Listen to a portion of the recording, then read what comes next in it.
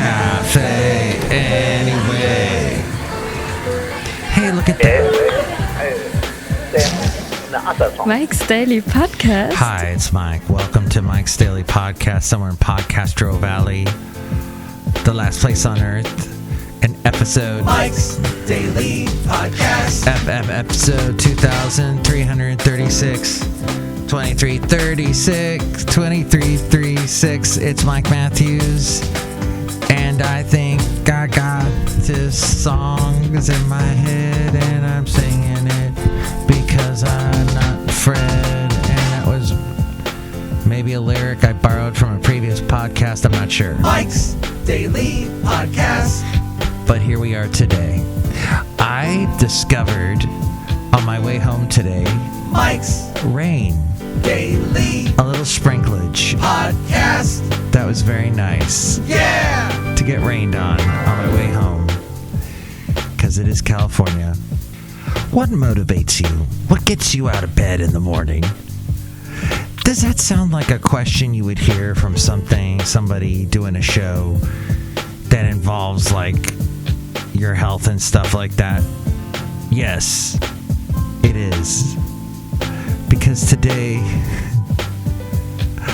I have to disable my ad blocker. Do you find that some things in life are like ad blockers?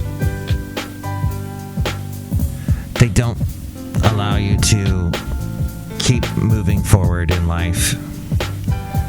Do some things slow you down and stop you?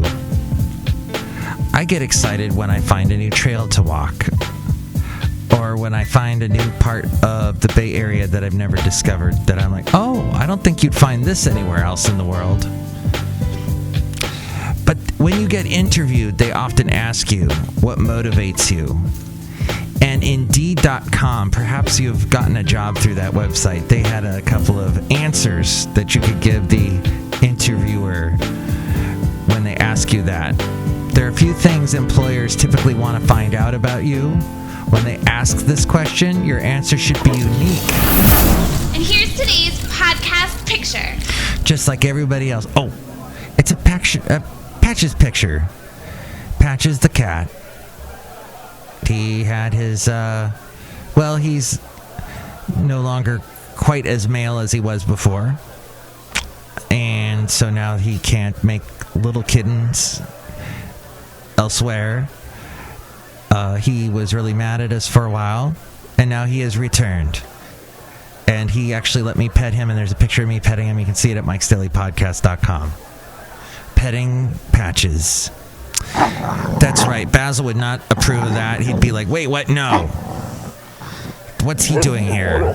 And he'd chase him out. Because that was Basil the boxer. So, you can see that at mikesdailypodcast.com and past podcast pictures. And you can tell your friends, and the world will be a better place. Okay. So, you want to make it unique, your answer. But it should also follow a general formula so that you provide the right information to the interviewer. Be thoughtful.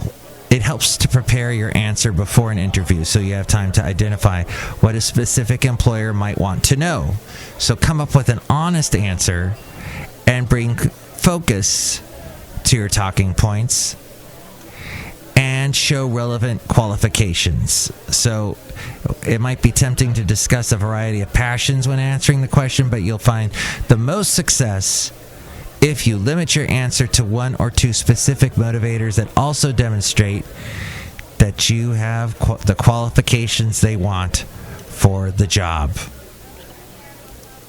There are two main reasons that managers ask this question. They want to know, they're killing time. It's one thing. Or they want to know whether your sources of motivation align with the role that you are interviewing for. The best candidate for a job will be naturally energized by the responsibilities and experiences associated with the position. If you're interviewing to be a news reporter and you share a motivation for deadline-focused, fast-paced work, the interviewer can draw clear parallels between the job and your ideal work environment. I always ask, because I'm the manager at a place that does radio, what kind of audio software skills do you have? What have you worked with? That's a very cut and dried question. People have to tell me what they. If you lead them and say, "Have you worked with Adobe Audition?" Then they'll go, "Oh yes." But if you ask them, "What have you worked with?" Then you get to see what their knowledge is. That's what I do because I'm sneaky. Employers want to determine whether you are self-aware enough to know what drives you when they ask that question. Much like asking what are your greatest strengths and weaknesses, interviewers ask what motivates you as a way to learn how well you know yourself. A candidate who can quickly provide a well-crafted, natural explanation of what keeps them motivated on the job is someone who is likely also a self-starter and knows how to stay on track and doesn't need the manager to come along and say, "Hey, what are you doing? Are you on your phone again? Get off your phone. What, are you on your iWatch again? Get off the iWatch. Stop checking Twitter. Stop checking Instagram." And all the other things that I can't think of.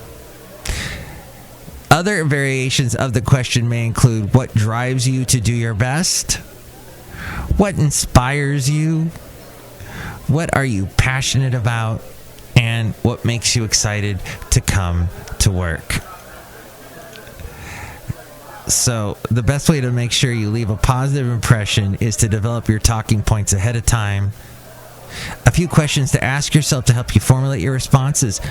What did a great day at work look like in previous roles?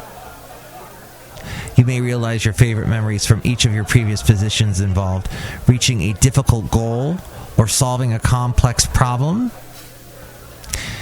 In that case, you can say you're motivated by being pushed out of your comfort zone or having the opportunity to overcome a challenge. You'll also want to ask, what made you choose your profession or field? Think about the reasons you were drawn to your line of work. Aside from compensation, because everybody knows that is going to be there. As we go outside a cafe anyway, we're bringing you Mike's Daily Podcast somewhere in Podcastro Valley. Maybe you enjoy having the ability to assist others or putting your creative skills to work.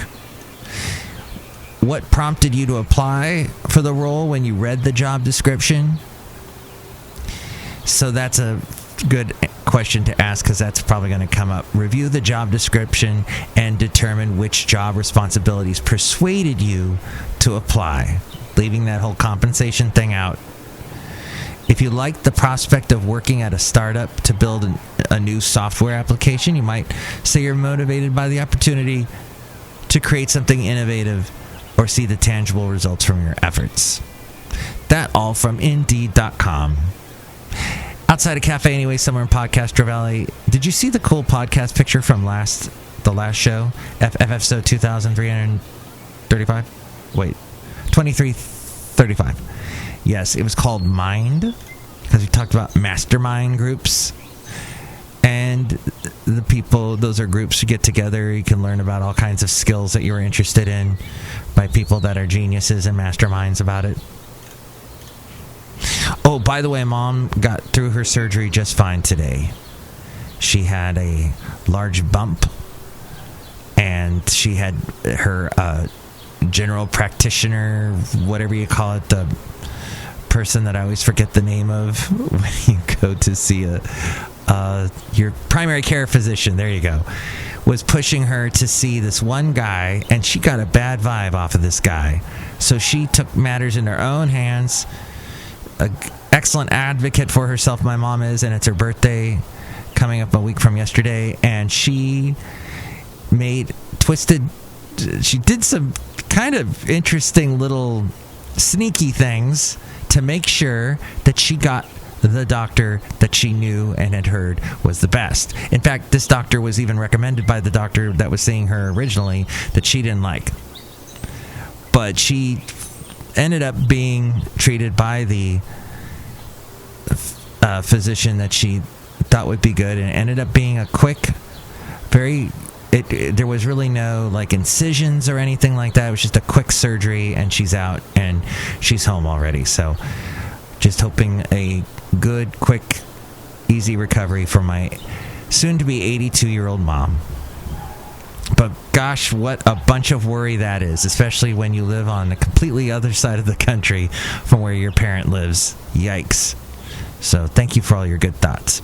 And the good thoughts for Patches that you can see at mikesdailypodcast.com. Look who's outside of Cafe Anyway, somewhere in Podcaster Valley.